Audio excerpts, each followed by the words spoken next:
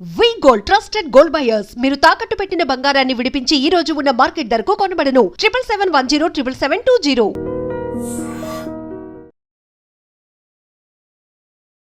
Welcome to iDream media. So జనరల్గా మన overall health బాగుండాలి, ఓవరాల్ హెల్త్ బాగుంటేనే మనకు టోటల్ హెల్త్ బాగుంటుంది, ఓవరాల్ హెల్త్ బాగుంటుంది ఇలా చెప్తూ ఉంటారు.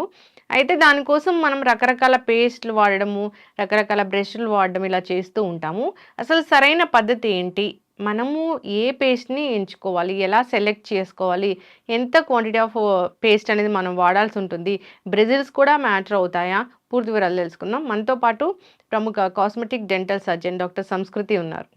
డాక్టర్ గారు నమస్తే అండి. హలో అండి. డాక్టర్ గారు, జనరల్గా అంటే పేస్ట్, బ్రష్ ఈ ఏమీ అసలు పట్టించుకునే వాళ్ళం కాదు ఇప్పటి వరకు. కానీ ఇప్పుడు ప్రతిదీ మ్యాటర్ అవుతుంది ఇక్కడ. సో పేస్ట్ ఇంత కొంచెమే వాడాలి, ఏజ్ని బట్టి ఇంత క్వాంటిటీ వాడాలి ఇట్లా చెప్తూ ఉన్నారు. నిజంగానే పేస్ట్ అనేది అంత ప్రభావం చూపిస్తుందా పళ్ళ మీద? పేస్ట్కి ఒక పెద్ద ఇదే ఉందండి, చాలా ఇంపార్టెంట్ రోల్ ఉంది పేస్ట్కి.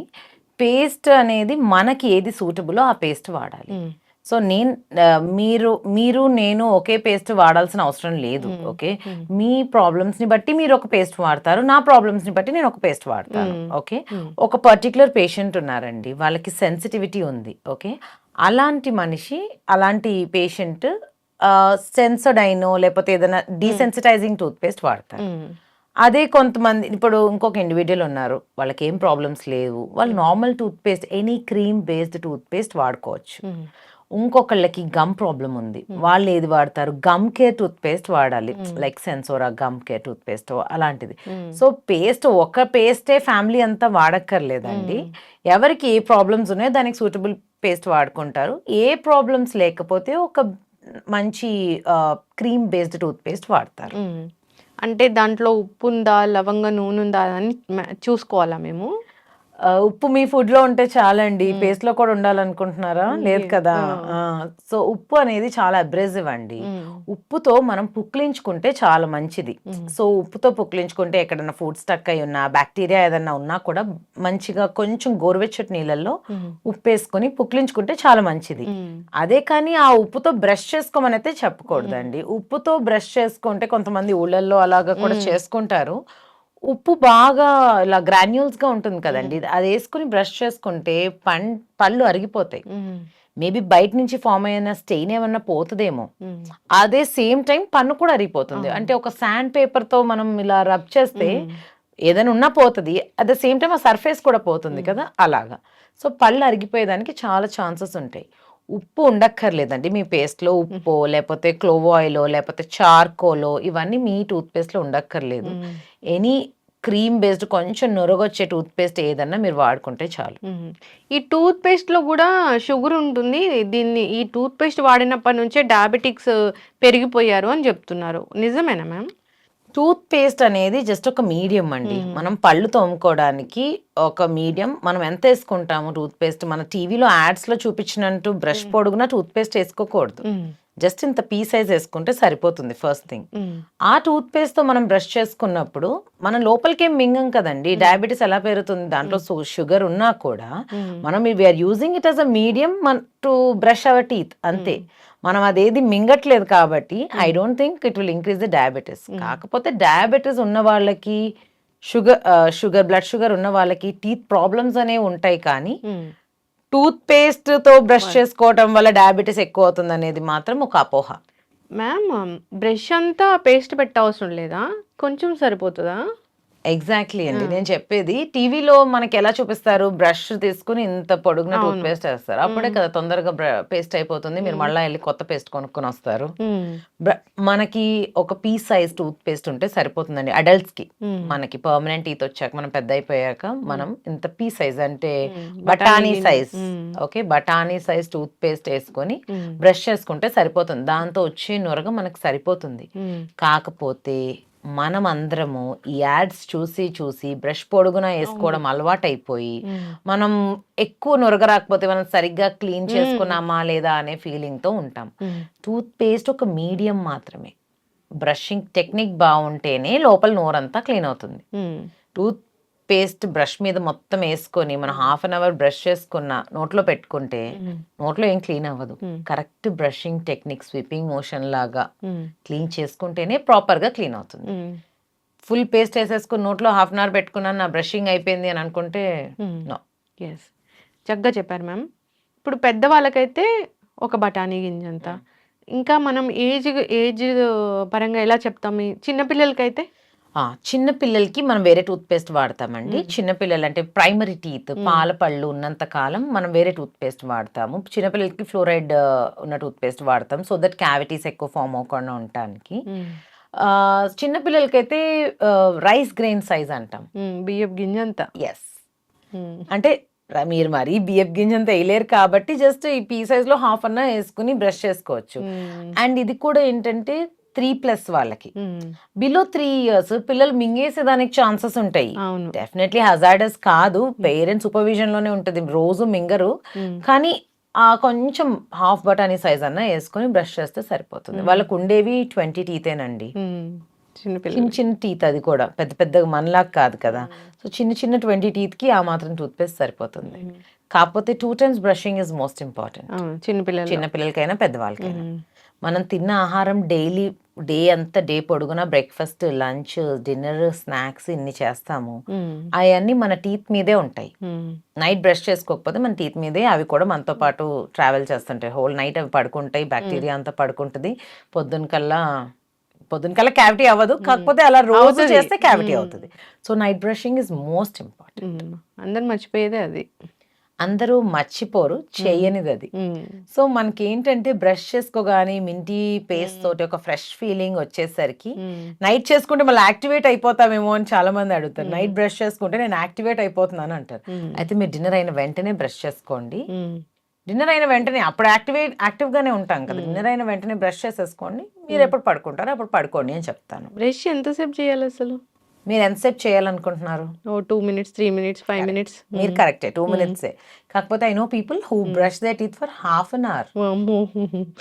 బ్రష్ వేసుకొని ఊరంతా తిరిగి వచ్చే వాళ్ళని కూడా మనం చూస్తాం. అది చూసాము. అండ్ బ్రష్ మీద పేస్ట్ వేసుకొని పేపర్ చదవటాలు, ఇంటి పని చేసుకుంటాలు, అవి చేసుకోవటాలు అన్ని చేస్తారు. అవి ఏం అవసరం లేదండి. బ్రష్ అద్దం ముందు నించొని ఒక 2 minutes pea size toothpaste వేసుకొని బ్రష్ నీట్ గా అన్ని సైడ్స్ క్లియర్ అవుతున్నాయా లేదా, మనము ఫేస్ రెడీ అయ్యేటప్పుడు పౌడర్ రాసుకునేటప్పుడు అద్దం ముందు నించుని రాసుకుంటామా? బ్రష్ ఎందుకు ఆ పని ఈ పని చేసేటప్పుడు చేసుకుంటాం. బ్రష్ కూడా 2 minutes కాన్సన్ట్రేట్ చేసుకుని అన్ని సర్ఫేసెస్ క్లీన్ అయ్యాయా, ఓకే చాలు, గాగులు చేసేసుకుని మీ పని మీరు చేసేసుకోండి. హాఫ్ అన్ అవర్ చేసుకోవద్దండి. నేనైతే రిక్వెస్ట్ చేస్తున్నాను, హాఫ్ అన్ అవర్ చేసుకోవద్దు. చేసుకుంటే అరిగిపోతాయి, టీత్ అరిగిపోతాయండి. అంటే బ్రిజిల్స్ మెత్తగా ఉంటే అరగవుగా. సాఫ్ట్ బ్రిజిల్స్ అంటున్నారు. సాఫ్ట్ బ్రిజిల్స్ మీరు వాడుతున్నారు, నేను వాడుతున్నాను. అందరూ సాఫ్ట్ బ్రిజిల్స్ వాడుతున్నారా? అసలు బ్రష్ ఎలా ఉండాలి మ్యామ్? సాఫ్ట్ బ్రిజిల్స్ తోని సాఫ్ట్ గా ఉండాలా? బ్రష్ అనేది సాఫ్ట్ గా ఉంటేనే మనం చక్కగా దాన్ని ప్రాపర్ గా బ్రష్ చేసుకుంటామండి. బ్రషింగ్ ఎప్పుడైనా గమ్ కి టూత్ కి మధ్యలో క్లీన్ అవటానికి చేయాలి. ఓకే, సాఫ్ట్ బ్రిజిల్ బ్రష్ అనుకోండి, మనం గమ్ మీద ఇలా స్వీపింగ్ మోషన్ లా పెట్టి చేస్తాము. అదే హార్డ్ బ్రష్ గమ్ మీద పెట్టగానే మనకి నొప్పి వస్తుంది, మనం అక్కడ చేయడం మానేస్తాం. సాఫ్ట్ బ్రష్ ఇస్ ఎనఫ్ అండి. కొంతమంది పేషెంట్స్ కి అయితే నేను అల్ట్రా సాఫ్ట్ బ్రష్ కూడా వాడమని చెప్తాను. అయినా క్లీన్ అవుతుంది. క్లీన్ అవుతుందండి. అంటే పళ్ళు ఏమి ఇది కాదండి, మనం బ్రష్ మీడియం హార్డ్ బ్రష్ చేసి. మరి ఇలా చెప్పారు మ్యామ్, ఎంత బ్రష్ చేసినా, ఎంత టంగ్ క్లీన్ చేసినా, ఎంత ఓరల్ హైజీన్ మెయింటైన్ చేసినా బ్యాడ్ బ్రెత్ చాలా మందికి ఉంటుందిగా. సో బ్యాడ్ బ్రెత్ అనేది ఓన్లీ బ్రష్ చేయకపోతేనో కాదండి, మల్టిపుల్ ఫ్యాక్టర్స్ ఉంటాయి. మన గట్ హెల్త్ బాగాలేకపోయినా బ్యాడ్ బ్రెత్ ఉంటుంది, గమ్లో ఇన్ఫెక్షన్ ఉన్నా బ్యాడ్ బ్రెత్ ఉంటుంది, మనకి కనిపించని టీత్ లో ఇన్ఫెక్షన్ ఉన్నా బ్యాడ్ బ్రెత్ ఉంటుంది. పంటి మీద సర్ఫేసే మనకు కనిపిస్తుంది, పంటికి మధ్యలో ఉన్న సర్ఫేస్ మనకు కనపడదు నేకెడ్ ఐకి. నేను చూస్తే నాకు కనపడకపోవచ్చు, ఎక్స్రేలోనే కనిపిస్తుంది కొన్ని. సో లోపల ఏదో ఒక రకమైన ఇన్ఫెక్షన్ ఉంటేనే మనకి బ్యాడ్ బ్రెత్ వస్తుంది. బ్యాడ్ బ్రెత్ వస్తుంది అంటే మనం వెళ్ళి రెక్టిఫై చేసుకోవాలి డాక్టర్ దగ్గరికి వెళ్ళి. బ్యాడ్ బ్రెత్ వస్తుందని చెప్పి మీరు ఎక్కువసేపు బ్రషింగ్ చేసుకోవటము, మౌత్ వాష్లు ఎక్కువ యూజ్ చేయటము, అన్ని చేయకూడదు. మౌత్ వాష్లు అసలే వాడకూడదా? మౌత్ వాష్ వాడచ్చండి, but under your dentist supervision అంటాను. ఎప్పుడు చెప్తారు అసలు జనరల్ గా? మౌత్ వాష్ లో డైలీ చాలా మంది డైలీ కూడా మౌత్ వాష్ ఆ. వాడతారు. మౌత్ వాష్ ఎక్కువ వాడితే ఏమవుతుందంటేనండి, దాంట్లో ఉన్న ఆల్కహాల్ వల్ల మనం నోట్లో గుడ్ బ్యాక్టీరియా ఉంటుంది, బ్యాడ్ బ్యాక్టీరియా ఉంటుంది. బ్యాడ్ బ్యాక్టీరియా మనకి హార్మ్ కాజ్ చేస్తుంది, చెడు కలిగిస్తుంది. గుడ్ బ్యాక్టీరియా మన నోట్లో సలైవా నుంచి వాటి నుంచి గుడ్ బ్యాక్టీరియా వస్తుంది, అది ఉండాలి. ఓకే, సో ఆ గుడ్ బ్యాక్టీరియా కూడా వాష్ అవుట్ అయిపోతుంది అనమాట. సో ఓరల్ బయోమ్ అనేది డిస్టర్బ్ అవుతుంది. ఇప్పుడు జనరల్ గా డాక్టర్స్ ఏదైనా ట్రీట్మెంట్ జరిగినప్పుడు మాత్రమే మీరు ఏదైనా ఎక్స్ట్రాక్షన్ చేయించుకున్నారు, ఒక 2 రోజులు వాష్ చేసుకోకూడదు, తర్వాత 3వ రోజు నుంచి కొంచెం గాగులు చేసుకోమని చెప్తాము.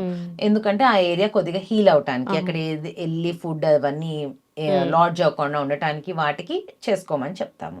మ్యామ్ జనరల్ గా అంటే బ్రష్ చేసినప్పుడు మనము బ్లడ్ చూస్తాము ఒక్కొక్కసారి, అంటే అప్పుడు ఏం జరుగుతుంది అన్నట్లు? సో మీరు బ్రష్ చేసుకునేటప్పుడు బ్లడ్ వస్తుంది అంటేనండి మీకు గమ్ ఇన్ఫెక్షన్ ఉన్నట్టు, జింజవైటిస్ అని అంటాము. గమ్స్ ఇన్ఫ్లేమ్డ్గా ఉన్నట్టు. ఇన్ఫ్లేమ్డ్ అంటే కొంచెం మెత్తగా, వాపుగా, రెడ్గా ఉన్నట్టు అర్థం అనమాట. ఇప్పుడు మనం బ్రష్ చేసుకునేటప్పుడు నార్మల్గా మనం ఇలా ఇక్కడ నుంచి మనకు బ్లడ్ రాదు. ఓకే, ఇక్కడ ఏదైనా వూండ్ అయిందండి, దాని మీద ఏదైనా ఇలా ఫోర్స్ పెట్టాము, అప్పుడు బ్లడ్ వస్తుంది కదా. అలాగే వూండ్ అనమాట. జింజవైటిస్ అంటే అది ఇన్ఫెక్షన్ అన్నమాట, అది హెల్దీ కాదు. హెల్దీ కానప్పుడే బ్లడ్ వస్తుంది. సో చాలా మంది ఏం చేస్తారు, అలా బ్లడ్ వస్తుందని చెప్పి అక్కడ ఎక్కువ ఫోర్స్ గా బ్రష్ చేయడం మానేస్తారు, ఇంకా ఫుడ్ వెళ్ళి అక్కడ చేరుతుంది, ఆ ఇన్ఫ్లమేషన్ ఇంకా ఎక్కువ అవుతుంది. జింజవైటిస్ అంటే చిగుళ్ళ వాపు ఉన్నప్పుడు బ్లడ్ వస్తుందండి. అది పెద్ద ప్రాబ్లం ఏం కాదు. మీరు అలా చిగుళ్ళు వాస్తున్నాయి, ఒక 2-3 రోజుల నుంచి మీరు బ్లడ్ చూస్తున్నారు అంటే ఇమీడియట్ గా డెంటిస్ట్ వెళ్ళి కలవండి. చిన్న క్లీనింగ్ ప్రొసీజర్ తోటి అవి నార్మల్ అయిపోతాయి. చాలా మంది వెళ్ళరు. ఏంటో బ్లడ్ వస్తుందని చెప్పి అక్కడ బ్రష్ చేసుకోకుండా ఇటు సైడ్ చేస్తుంటారు, అక్కడ ఇంకా పేరుకుపోతా ఉంటుంది. ఉప్పు పెట్టి కూడా రుద్దుతూ ఉంటారు.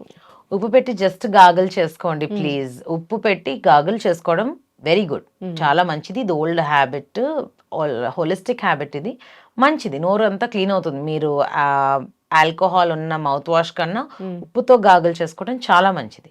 కానీ ఉప్పుతో బ్రష్ మాత్రం చేసుకోకండి. ఎస్ మ్యామ్, ఈ చిగుళ్ళ ఇబ్బంది అంటే ఏదైనా పర్టికులర్ వాళ్ళకి డయాబెటీస్ కానీ ఇట్లాంటివి వాళ్ళు ప్రెగ్నెన్సీ టైంలో కానీ అట్లా చూస్తామా మనము?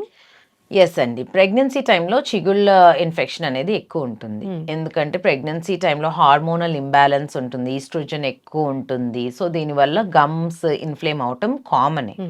ఇది ఆ పర్టికులర్ పీరియడ్ వరకే ఉంటుంది, తర్వాత నార్మల్ అయిపోతుంది ఆఫ్టర్ డెలివరీ. ఆ ప్రెగ్నెన్సీలో కూడా సెకండ్ ట్రైమిస్టర్లో అలాగా 4th 5th మంత్లో కొద్దిగా ఎక్కువ ఉంటుంది, తర్వాత అంతా నార్మల్ అయిపోతుంది. సో ఇలా బ్లడ్ వస్తుందని చెప్పి ఏం చేస్తారు అంటే అక్కడ బ్రష్ చేసుకోవటం కంటిన్యూస్గా మానేస్తారు, మళ్ళీ అక్కడ పేరుకుపోతుంది.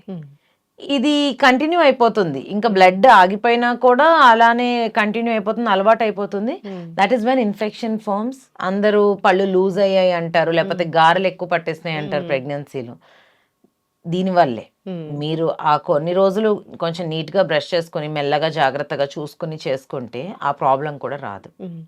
అసలు ప్రెగ్నెన్సీలో ఈ పంటి సమస్యలు వస్తే గనక ట్రీట్మెంట్ కూడా చేయరు డాక్టర్లు అంటారు.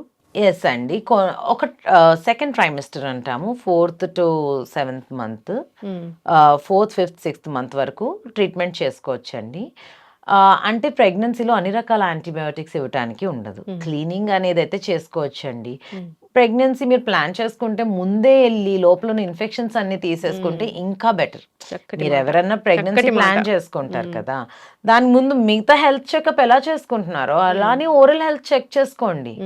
అసలు మీరు ఓరల్ హెల్త్ 6 months వన్స్ వెళ్ళి చెక్ చేసుకుంటే మీరు చాలా ప్రాబ్లమ్స్ అట్ బే పెట్టుకోవచ్చు. అవును, డెంటిస్ట్ దగ్గరికి అసలు ఎప్పుడు వస్తారు, అసలు డెంటల్ క్లినిక్ ఎప్పుడు వస్తారు? అది బాగా పుచ్చిపోయి పెయిన్ కిల్లర్స్ వేసినా అది తట్టుకోలేక, నొప్పి భరించలేక అది ఆపకపోతే అప్పుడు వస్తాము. చాలా మంది చాలా ప్రౌడ్ గా చెప్పుకుంటారండి, నేను ఇప్పటి వరకు డెంటిస్ట్ దగ్గరికి వెళ్ళలేదు, మీకు తెలుసా, మీరే నా ఫస్ట్ డెంటిస్ట్, మీకు తెలుసా అంటే వాళ్ళకి ట్రీట్ చేయడానికి నేను కూడా ప్రౌడే. కాకపోతే డెంటిస్ట్ దగ్గరికి వెళ్ళాలండి. డెంటిస్ట్ దగ్గరికి వెళ్ళినంత మాత్రాన ప్రాబ్లం ఉంది అన్నట్టు కాదు. 6 monthsకి ఒకసారి, అట్లీస్ట్ 1 yearకి ఒకసారి వెళ్ళి చూపించుకుంటే మనం చాలా ప్రాబ్లమ్స్ ఆపేయొచ్చండి. అది చాలా మందికి అర్థం కావట్లేదు. అంటే ప్రాబ్లం వచ్చాకే వెళ్తున్నారు. అవును. అప్పుడు ఏం చేయలేం కదా! ప్రాబ్లం వచ్చాక వెళ్తే ఉన్నదాన్ని రిపేర్ చేస్తాము. హ్మ్. మీరు ముందే వస్తే ఏది రాకుండా చూసుకుంటాము. రిపేర్ ప్రాసెస్ కూడా రూట్ కెనాల్స్ అవి చెప్తే అది ఒక పెద్ద ప్రాసెస్. రూట్ కెనాల్ అంత పెద్ద ప్రాసెస్ కాదండి ఈ రోజుల్లో. ఇదివరకు డెఫినెట్లీ యెస్. ఒక 2, 3 సిట్టింగ్స్ చేసేవాళ్ళు. ప్రొసీజర్స్ కూడా లాంగ్ ఉండేవి. హ్యాండ్ ఫైల్స్‌తో చేసేవాళ్ళు. క్రౌన్స్ కూడా మళ్ళీ 2, 3 అపాయింట్మెంట్స్ అలా వెళ్ళటం ఉండేది. ఇప్పుడు అసలు అలా లేదండి. ఎండోడాంటిస్ట్‌తోనే చేపించుకోవాలి రూట్ కెనాల్ అనేది. ఆ రూట్ కెనాల్ కూడా ఒక 40 మినిట్స్ ప్రొసీజర్ అండి ఇప్పుడైతే. చాలా అడ్వాన్స్డ్‌గా, పెయిన్‌లెస్‌గా ఆ నీడిల్స్ అలా తిప్పడం కాకుండా అడ్వాన్స్డ్‌గా వచ్చాయి. 40 మినిట్స్‌లో మొత్తం ట్రీట్మెంట్ అయిపోతుందండి. అవునా? యాహ్! ఒక రోజు వస్తే సరిపోతుంది. Yes. Unless and until it's a chronic infection. పెద్ద ఇన్ఫెక్షనో, పస్ బాలో అలా ఉంటే తప్ప మామూలుగా అయితే ఒకసారి వస్తే సరిపోతుందండి. పస్ బాల్ అలా ఉంటే ఇంకొక సిట్టింగ్ ఎక్స్ట్రా చేయాల్సి ఉంటుంది. మ్యామ్ ఎందుకు అసలు రూట్ కెనాల్స్ ఇవన్నీ పన్ను పీకించుకుంటే పోలా? రూట్ కెనాల్ అనేది పన్ను పీకించుకోకుండా పన్ను పీకేస్తే మీకు ఇంకో పన్ను రాదు. వస్తదా? చిన్నప్పుడు వస్తది. చిన్నప్పుడు కూడా పర్మనెంట్ టూత్ తీసేస్తే రాదు. ఓన్లీ ఆ 20 మిల్క్ టీత్ లో ఏదో ఒకటి వెళ్ళిపోతే మళ్ళీ పర్మనెంట్ వస్తది. ఓకే. సో మళ్ళీ మళ్ళీ పన్ను రాదు కదండి. ఇప్పుడు మనం ఏదైనా చిన్న ప్రాబ్లం అయింది, ఫింగర్ కి ప్రాబ్లం వచ్చింది, ఫింగర్ తీసేసుకోం కదా. ఇక్కడ పళ్ళు గురించి చెప్తున్నా నేను. అవును, పళ్ళు కూడా దేవుడిచ్చినవి అంటే everything has a role. Okay. So ఆ పంటిని ఫస్ట్ ట్రీట్ చేసుకో. అడగరా ఇట్లా ఎవరు? తీసేసుకుంటాను. నాకు ఎలా వస్తారంటేనండి పేషెంట్స్, ఇది తీసేయాలండి అని చెప్పిన వాళ్ళేమో లేదు కాపాడండి అని అడుగుతారు. ఓకే. ఇది కాపాడగలుగుతానండి అంటే వద్దండి తీసేయండి అంటారు. సో అలాంటి వాళ్ళకి నేను ఎక్స్ప్లెయిన్ చేయగలుగుతాను, వాళ్ళు అర్థం చేసుకుంటారు. అంటే వాళ్ళకి తెలిసిన దాంతో చెప్తారు కాబట్టి తీసేయమని అడుగుతారు. లేదండి తీసేస్తే ఇవి కాన్సిక్వెన్సెస్, మీకు మొత్తం డిస్టర్బ్ అవుతుందండి, మీ దవడ అంతా డిస్టర్బ్ అవుతుంది, ముందు పళ్ళు వెనక పళ్ళు అటు ఇటు జరిగిపోతాయి, మీకు బ్రిడ్జెస్ అంటే ఆ గ్యాప్ అంతా క్లోజ్ అయిపోవడానికి చూస్తాయి మీ న్యాచురల్ టీతే. అలా తీసుకోకూడదండి, తీసుకుంటే లాంగ్ టర్మ్ లో చాలా నష్టాలు ఉంటాయి అని చెప్తాను, అర్థం చేసుకుంటారు. So save చేసుకోగలిగేదైతే తీయకూడదండి. తీయాల్సింది మేమే చెప్పేస్తాం. More than half of the tooth destroy అవుతేనో, లేకపోతే పంటి వేరు దగ్గర బాగా ఇన్ఫెక్షన్ ఫామ్ అయిపోతేనో, గమ్ పస్ అలాగా పెద్దగా ఫామ్ అయిపోతే అలాంటిది మనం సేవ్ చేయకుండా ఉంటుందండి. సేవ్ చేయలేము, అప్పుడు తీసేసుకొని రీప్లేస్ చేసుకోవాలి. Replace compulsory. తీసుకున్న ప్రతి పంటిని కంపల్సరీ రీప్లేస్ చేసుకోవాలండి. రీప్లేస్ చేసుకోకపోతే మొత్తం జా స్ట్రక్చరే డిస్టర్బ్ అవుతుందండి. అంటే ఒక పన్ను తీసాము, ఈ వెనక పన్ను ముందుకెళ్తుంది, ముందు పన్ను కొంచెం వెనక్కి షిఫ్ట్ అవుతుంది, పై పన్ను ఈ రోజు ఈ పంటిని మీట్ అయ్యి గ్రైండ్ చేస్తుంది కదా ఫుడ్ ని, అది దానికి పన్ను లేక కిందకి జారే అవకాశం ఉంది. మొత్తం అంతా డిస్టర్బ్ అవుతుంది. ఆ డిస్టర్బెన్స్ లో మళ్ళీ పంటి మధ్యలో క్యావిటీస్ అవుతాయి, మళ్ళీ కొత్త కొత్త ప్రాబ్లమ్స్ వస్తాయి. సో ఆ స్ట్రక్చర్ ని అలా మెయింటైన్ చేయడానికి, ఇప్పుడు బుక్ షెల్ఫ్ ఉందండి, బుక్ షెల్ఫ్ ఉంది లైబ్రరీలో, ఒక బుక్ తీస్తే కొంచెం ఇలా పడిపోవు, అది ఎమ్మటే పడతాయి, ఇవి ఓవర్ ది ఇయర్స్ పడతాయి, అంతే తేడా. బట్ సేమ్ అలాగే డిస్టర్బెన్స్ వస్తుంది. ఖచ్చితంగా అవేర్నెస్ ఉండాలి మ్యామ్. ఒక పన్ను తీస్తే ఖచ్చితంగా అక్కడ పన్ను పెట్టించుకోవాల్సిందే. ఎగ్జాక్ట్లీ. సో చాలా మంది నవ్వినప్పుడు కనపడట్లేదు కదా, దవడపల్లే కదా తీసేస్తే పోలాయి ఇలా అనుకుంటూ ఉంటారు, కానీ దానివల్ల కాంప్లికేషన్స్ చాలానే ఉంటాయి. యాక్చువల్లీ ఫ్రంట్ టీత్ కన్నా దవడపల్లికి ఫంక్షన్ ఎక్కువ ఉంటుంది. Front teeth aesthetic and speech లో హెల్ప్ చేస్తాయి. అఫ్ కోర్స్ ఇవాళ రేపు ఉన్న దీంట్లో కాన్ఫిడెన్స్ కూడా front teeth. But back teeth main అండి. మనం ఈ ఫ్రంట్ టీత్ తో జస్ట్ బైటింగ్ చేస్తాము, బ్యాక్ టీత్ తో గ్రైండింగ్ చేస్తాం, నమిలి తింటాం కదా. So back teeth main. మనకి ఇంత చేసి ఉండేది ఈచ్ సైడ్ 4 మోలార్సే. అవును. ఓకే, 4 మోలార్స్ ఉంటాయి, పైన 2 కింద 2 వెనక. ఓకే, అందులో ఒకటి మిస్ అయింది అనుకోండి, పైది కూడా నాన్ ఫంక్షనల్ అవుతుంది. కిందది మిస్ అయింది సపోజ్, పై దానికి ఫంక్షన్ ఉండదు. 2 టీత్ కలిస్తేనే కదా గ్రైండ్ అయ్యేది. 1 టూత్ ఉండి ఏం చేస్తుంది, అదేం గ్రైండ్ చేయలేదు, దానికి ఆపోజింగ్ ఉండాలి. ఇండైజెషన్ ప్రాబ్లమ్స్ అలాంటివి వస్తాయి, డెఫినెట్ గా వస్తాయండి, లాంగ్ రన్ లో డెఫినెట్ గా వస్తాయి. మ్యామ్ జగ్గా చెప్పారు, అంతా హెల్తీ పర్సన్ ఓకే పళ్ళు తీయించుకుంటే పళ్ళు పెట్టించుకోవచ్చు, కానీ డయాబెటీస్ పేషెంట్స్ చాలా ఇబ్బంది పడుతూ ఉంటారు ఈ పళ్ళ విషయంలో. ఎలాంటి కాంప్లికేషన్స్ వస్తాయి వాళ్ళకి? పన్ను తీసి పన్ను పెట్టాలంటే అసలు ఎంత టైం పడుతుంది? It's a very big topic అండి. Diabetes and oral health go hand in hand అండి. అంటే డయాబెటీస్ ఒంట్లో షుగర్ కౌంట్ ఎక్కువ అవుతూ ఉంటే గమ్ డిసీజెస్ కూడా ఎక్కువ అవుతుంటాయండి. అదే గమ్ డిసీజెస్ మనం కంట్రోల్ చేసుకున్నాం, గమ్ డిసీజ్ని ట్రీట్ చేసుకున్నాము అంటే బ్లడ్ షుగర్ కూడా ఆటోమేటిక్గా కొంచెం తగ్గుతుందండి. ఈ రెండు హ్యాండ్ ఇన్ హ్యాండ్ వెళ్తుంటాయి. ఓకే, డయాబెటీస్ వాళ్ళు చాలా జాగ్రత్తలు తీసుకోవాలి ఓరల్ హెల్త్కి వచ్చేసరికి. ఇప్పుడు మనం నోట్లో ఉన్న ఎన్వైర్న్మెంట్ ఎక్కువ షుగర్ ఉండడం వల్ల డయాబెటీస్ వాళ్ళకి క్యావిటీస్ కూడా ఫాస్ట్గా ఫామ్ అవుతాయి, ఎక్కువగా ఫామ్ అవుతాయి, గమ్ డిసీజెస్ కూడా ఎక్కువగా ఫామ్ అయ్యే ఛాన్సెస్ ఉంటాయి. సో ఏదైనా ప్రాబ్లం వస్తే 6 months వన్స్ డెంటల్ చెకప్ చేయించుకోవాలి. ఏదైనా ప్రాబ్లం వస్తే ఎమ్మటే ట్రీట్ చేయించుకోవాలి. ఇప్పుడు నాకు నొప్పి రాలేదు కదా అని అనుకొని నెగ్లెక్ట్ చేయకుండా ఎమ్మటే ట్రీట్ చేయించుకుంటే మీకు ఫర్దర్ ప్రాబ్లమ్స్ రావు. ఎస్. కానీ వాళ్ళ డయాబెటాలజిస్ట్ చెప్పాలి, ఎండోక్రైనాలజిస్ట్ చెప్పాలి, ఎవరైతే డాక్టర్ చూస్తున్నారో వాళ్ళు చెప్పాలి, షుగర్ అంతా తగ్గించాలి, అప్పుడే మేము ప్రొసీజర్ చేస్తాము అనేది మనం వింటాం కదా.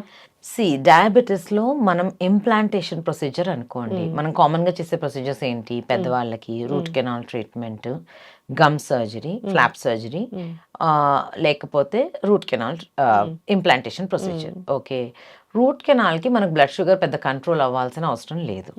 Okay, but blood sugar control చేసుకోవాలి, that is a whole different story. Diabetes ఉన్నప్పుడు మనం డైట్ చేసుకోవాలి, అదే ఫిజికల్ ఎక్సర్షన్ ఉండాలి, వాకింగ్ అదన్నీ చేసుకోవాలి, బ్లడ్ షుగర్ కంట్రోల్లో పెట్టుకోవాలి డెఫినెట్లీ. కాకపోతే మేము 200 కన్నా తక్కువ ఉంటే బ్లడ్ షుగర్ డెఫినెట్గా ప్రొసీజర్స్ చేసుకోవచ్చు. అన్కంట్రోలబుల్ డయాబెటీస్లో ఎవరు ఏ డెంటిస్ట్ కూడా ప్రొసీజర్ చేయరండి. 300 కన్నా ఎక్కువ ఉండటము అలాంటప్పుడు ఏ డెంటిస్ట్ కూడా ప్రొసీజర్ చేయరు యూజువల్లీ. ఎందుకు అంటే అంత డయాబెటీస్ ఉన్నప్పుడు హీలింగ్ అనేది ఎమ్మటే అవ్వదు. అది మనకి మంచి చేయటం కన్నా నష్టం చేయటం ఎక్కువ ఉంటుంది. ఇంప్లాంట్ అనేది బోన్లో ఫ్యూజ్ అవ్వదు అన్కంట్రోలబుల్ ఉంటే. ఇప్పుడు ఇంప్లాంటేషన్ చేసే రోజు మాత్రమే డయాబెటీస్ కంట్రోల్ ఉండడం కాదండి, చేసి 3 months అయ్యే వరకు కూడా కంట్రోల్లో ఉండాలి అండ్ మెయింటైనే చేసుకుంటూ ఉండాలి, పర్యవేక్షణలోనే ఉండాలి. ఎగ్జాక్ట్లీ, ఎప్పుడు ఉండాలండి. డయాబెటీస్ అనేది ఒక ప్రాబ్లమ్. ఓకే, మనకు అది ఉన్నప్పుడు మనం ఎక్స్ట్రా కేర్ఫుల్గా ఉండాలి. ఇదే కదా అని ఉండకూడదు. మనం మళ్ళీ దాన్ని ఎక్కువ చేసుకోకుండా ఎలా ఉంటాము, స్ట్రెస్ తగ్గించుకుంటూ ఉండాలి, హెల్దీ ఫుడ్ తినాలి, కాంప్లెక్స్ కార్బ్స్ తీసుకోవాలి, అంటే ఎక్కువసేపు డైజెస్ట్ అవటానికి, ఎమ్మటే స్పైక్ అయ్యేలా కాకుండా కొద్దిగా నిదానంగా బ్యాలెన్స్డ్గా స్పైక్ అయ్యే ఫుడ్స్. వీళ్ళకి separate care, separate wing, separate treatment అనేది అయితే ఉంటుంది. సపరేట్ కేర్ అంటే సపరేట్ ట్రీట్మెంట్స్ అయితే ఉంటాయండి. అంటే ఇప్పుడు డయాబెటీస్ ఉన్నప్పుడు మనం డెఫినెట్లీ వాళ్ళ బ్లడ్ షుగర్ రిపోర్ట్స్ చూస్తాము, HbA1c అంటే వాళ్ళ 3 months యావరేజ్ బ్లడ్ షుగర్ ఎంత ఉందో కూడా చూస్తాము. అవన్నీ చూసే మనం ప్రొసీజర్ చేస్తాము. దీనికి డయాబెటాలజిస్ట్ని కలిసినా కూడా వాళ్ళు మీరు డెఫినెట్గా ట్రీట్ చేయించుకోండి, యూ సూటబుల్ అని చెప్తారు. బిలో 200 ఉంటే యూ సూటబుల్, మీరు గమ్ ఇన్ఫెక్షన్ ఉంటే డెఫినెట్గా ట్రీట్ చేయించుకోండి అనే చెప్తారు.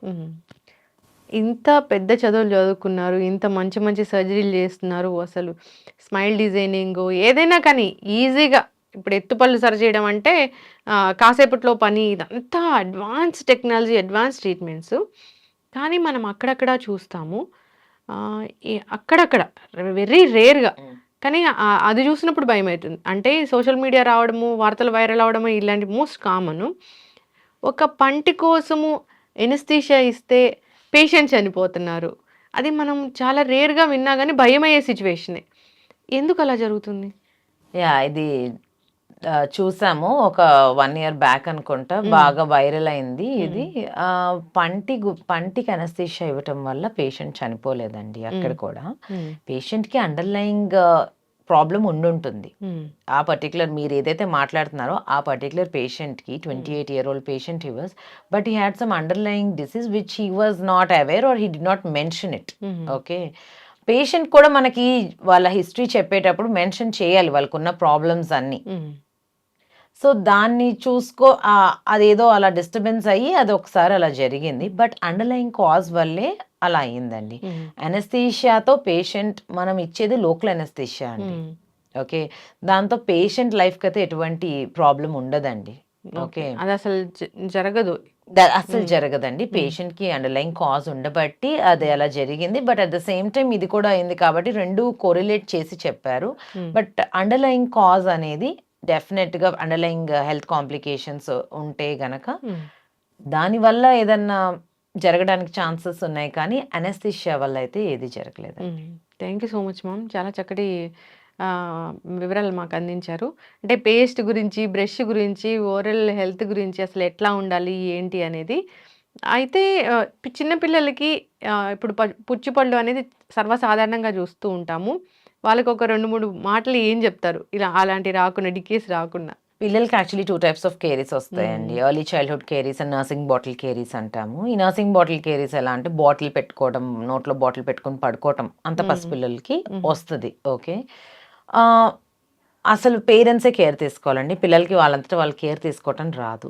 పేరెంట్స్ ఏం కేర్ తీసుకోవాలి, పిల్లలకి మొట్టమొదటి టూత్ వచ్చినప్పుడు 6 మంత్స్ ఏజ్‌లో ఓకే, మిల్క్ తాగాక వెంటనే ఒక టవల్‌కి, హ్యాండ్ టవల్, మస్లిన్ క్లాత్ కానీ దేనికన్నా ఈ వేలు, చూపుడు వేలు ఉంటుంది, ఈ వేలుని ఆ క్లాత్ చుట్టేసి నీట్‌గా క్లీన్ చేసుకోవాలి. వాటర్ పోసి బేబీ నోట్లో క్లీన్ చేయాలి. ఓకే, అది చాలు. బ్రష్ ఏం చేసుకోక్కర్లేదు 6 మంత్స్. 2 ఇయర్స్ తర్వాత అన్ని పళ్ళు వచ్చాక అప్పుడు బ్రష్ చేసుకోవచ్చు. ఓకే. పిల్లలు బ్రషింగ్ చేసేటప్పుడు పేరెంట్సే పక్క నుండి బ్రష్ చేయించాలి, కేర్ తీసుకోవాలి. ఎవ్రీడే మార్నింగ్ నైట్ బ్రష్ చేసుకుంటే సరిపోతుంది. ఏదైనా షుగరీ ఫుడ్, చాక్లెట్స్, క్యాండీస్ పిల్లలకి ఇవ్వకుండా ఆపలేము, వాళ్ళు ఆగరు. సో తిన్నాక వెంటనే గాగులు చేసేసుకోండి. చిన్న చిన్న కేర్ తీసుకుంటే క్యావిటీస్ రాకుండా ఉంటాయి. అండ్ మిల్క్ టీతే కదా అని నెగ్లెక్ట్ మాత్రం చేయొద్దు. పాల పళ్ళు ఇవి టెంపరీ పళ్ళు అనుకుని నెగ్లెక్ట్ చేయొద్దు. డాక్టర్ దగ్గరికి ఊడిపోతాయి, కానీ ఎప్పుడు ఆ పళ్ళు ఆ ఏజ్ వరకు అవసరం వాళ్ళకి. 6 to 12 ఇయర్స్ వరకు ఊడి వస్తూ ఉంటాయండి. అది మిక్స్డ్ డెంటిషన్ పీరియడ్ అంటాము. కానీ ఆ 12 ఇయర్స్ పర్మనెంట్ టూత్ వచ్చే వరకు అయితే పాల పన్నుతో అవసరమైతే ఉంది కదండి. మెత్తటి ఫుడ్ తింటా ఉండలేరు కదా పిల్లలు. పన్ను ప్రాబ్లం వచ్చినా ట్రీట్ చేయించుకోండి. పిల్లలకి పల్పాటమీ, పల్పెక్టమీ అంటే పిల్లల టైప్ రూట్ కెనాల్స్ ఉంటాయి. అంతవరకు పుచ్చొచ్చి నరం వరకు వెళ్తే ఖచ్చితంగా ఈ ట్రీట్మెంట్స్ చేయించుకోండి. తీసేయచ్చు మిల్క్ టీతే కదా అని మాత్రం ఆలోచించకండి.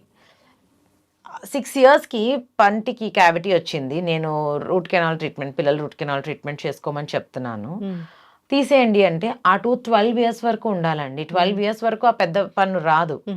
అప్పటి వరకు వాళ్ళు ఆ పన్ను లేకుండా ఉంటారు. ముందర వెనకాల పళ్ళు ఇక్కడ ఎరప్ట్ అయ్యేదానికి ఛాన్సెస్ ఉంటాయి. అనవసరంగా వంకర టింకర్ పళ్ళని కొని తెచ్చుకుంటున్నాం మనం. వంకర టింకర్ పళ్ళు అంటే అవి జెనెటికల్గా వస్తాయా, హెరిడిటరీ? అది హెరిడిటరీ కూడా. వంకర టింకర అంటే మన జా సైజ్ అనుకోండి, మన జా సైజ్ చిన్నగా ఉంది, మన టూత్ సైజ్ కొంచెం పెద్దగా ఉంది. ఇప్పుడు ఒక 5 మెంబర్స్ 6 మెంబర్స్ నించునే ప్లేస్లో 8-9 మెంబర్స్ నించుంటే ఒకళ్ళు ముందుకి ఒకళ్ళు వెనక్కి నించుంటారు, అవునా? అలాగే ఇవి కూడా ఒక పన్ను ముందుగా ఒక పన్ను వెనక్కి అవుతుంది. ఈ మిల్క్ టీత్ ఎర్లీగా తీపిచ్చేసుకోవడం వల్ల ఏమవుతుంది అంటే పళ్ళు వెనక్ ఎరప్ట్ అయ్యే పళ్ళు ఖాళీ స్పేస్లో వచ్చేయడానికి ట్రై చేస్తూ ఉంటాయి. ఇప్పుడు మనం పిల్లలు ఉన్నారు 6-7 ఇయర్స్, కింద నుంచి పర్మనెంట్ టీత్ డెవలప్ అవుతున్నాయి. ఈ పాల పళ్ళు ముందే ఉన్నాయి, ఇంకా ఫాల్ అవ్వలేదు. ఓకే, అప్పుడు మీరు వెంటనే అవి వెనక్కి వస్తున్నాయి పర్మనెంట్ టీత్, వెంటనే డాక్టర్ దగ్గరికి వెళ్తే ఫ్రంట్ మనం తీసేస్తాము. ఆటోమేటిక్గా టంగ్ పుష్ చేస్తానే, టంగ్ పుషింగ్ వల్ల ఆ టీత్ ముందుకు జరిగేదానికి ఛాన్సెస్ ఉంటాయి. ఇంకా జరగలేదు, ఇంకా ప్రాబ్లమాటిక్ ఉంది అంటే మనం పర్మనెంట్ గా బ్రేసెస్ వేసుకుని, అన్ని పళ్ళు వచ్చాక బ్రేసెస్ వేసుకుని సెట్ చేసుకోవచ్చు. కానీ న్యాచురల్ గా టంగ్ అనేది మసిల్ అండి, చాలా ఫోర్స్ ఉంటుంది. టంగ్ పుషింగ్ వల్ల పళ్ళు కదులుతాయి, పళ్ళు ముందుకెళ్తాయి. ఓకే, స్పేసింగ్ కూడా అందుకే వస్తుంది. అదే ఇలాగ వెనక్కున్న పళ్ళు కూడా ముందుకెళ్తాయి. చక్కటి ఇన్ఫర్మేషన్ మ్యామ్. మీరు అన్నట్లుగా జాగ్రత్తలు పాటించాలి. ఈ పళ్ళ గురించి మనం అధికంగా శ్రమ పెట్టి వాటిని తోమాల్సిన పని లేదు. Soft Brussels 2 minutes of brushing అనేది ఎనఫ్. సో ఇబ్బంది ఏదైనా అనిపిస్తుంది అంటే వెంటనే డాక్టర్ దగ్గరికి వెళ్ళాలి. ఎవ్రీ 6 months ఆర్ 1 yearకి ఒక్కసారి డెంటిస్ట్ దగ్గరికి వెళ్ళాల్సిందే. పేస్ట్ సెలెక్ట్ చేసుకోవడం కూడా ఇంపార్టెంట్. ఓకే, ఫ్యామిలీ అంతా ఒకే పేస్ట్ వాడకండి, మీకున్న ప్రాబ్లమ్స్ ని బట్టి మీరు వాడండి. టూత్ 1 డేలో టీత్ వైట్ అయిపోతాయి అనే పేస్ట్ అయితే అసలు మీరు దాని జోలికి కూడా వెళ్ళకండి, మనకు అవసరం లేదు అలాంటివి. You don't need. 1 డేలో ఎందుకండి మన టీత్ తెల్లగా అవుతాయి, పంటి మీద ఉన్న ఏదైనా స్టెయిన్ లైటన్ అవుతుందేమో, కానీ మీ పన్ను కూడా అరిగిపోతుంది. You will not know this in 1 day. Okay, మీ పేస్ట్లో బేసిక్ క్లీనింగ్ ఏజెంట్స్ ఉన్నాయా లేదా, ఇప్పుడు చాలా మంది ఎస్ఎల్ఎస్ ఫ్రీ టూత్ పేస్ట్ కావాలి అని అంటున్నారు. సోడియం లారల్ సల్ఫేట్ అంటాము. అది నురగ వస్తుంది అనమాట. నురగ ఇచ్చే ఏజెంట్ అది పేస్ట్ లో. అవి ఉండకుండా చేసుకుందామని అనుకుంటున్నారు. మనం అంటే అది ఎక్కువ మోతాదులో తీసుకుంటే హెల్త్ కి ఇబ్బంది, కానీ ఎస్ఎల్ఎస్ అన్నిట్లో ఉంటుందండి. మనం చేసుకునే బ్రషింగ్ చేసుకోవడంలో ఇదేం లోపలికి వెళ్ళిపోయి మన ఆర్గాన్స్ ని డిస్టర్బ్ అయితే చేయదండి. మనం మినిమల్ గా ఎంత తీసుకుంటాం, ఫుల్ పేస్ట్ వేసుకుంటే నాకు తెలియదు, కానీ పీ సైజ్ లో అయితే ఎంత ఉంటుంది, అదేం మనం మింగం కూడా. You are brushing and you're spitting it out కదా. సో ప్రతి ఒక్కళ్ళు ఎస్ఎల్ఎస్ ఫ్రీకే వెళ్ళాలి అని కూడా నేనేం చెప్పట్లేదు. If you are happy and comfortable with that నురగొచ్చే toothpaste, go ahead brush. కాకపోతే జాగ్రత్తలు తీసుకోండి, బ్రష్ చేసుకోండి, గాగల్ చేసేసేయండి. దానివల్ల మీకు లోపలికి వెళ్ళి మీ ఆర్గన్స్ అయితే డిస్టర్బ్ అవ్వవు. ఎస్, చక్కటి ఇన్ఫర్మేషన్ మ్యామ్. సిరీస్ కంటిన్యూ చేద్దాము, చాలా చాలా టాపిక్స్ ఉన్నాయి ఇంకా మాట్లాడడానికి. సో అందరూ కూడా మీరు చెప్పిన ఈ మాటలన్నీ జాగ్రత్తగా విని ఫాలో అవ్వాలని కోరుకుందాం. చక్కటి ఇన్ఫర్మేషన్, ధన్యవాదాలు. Thank you.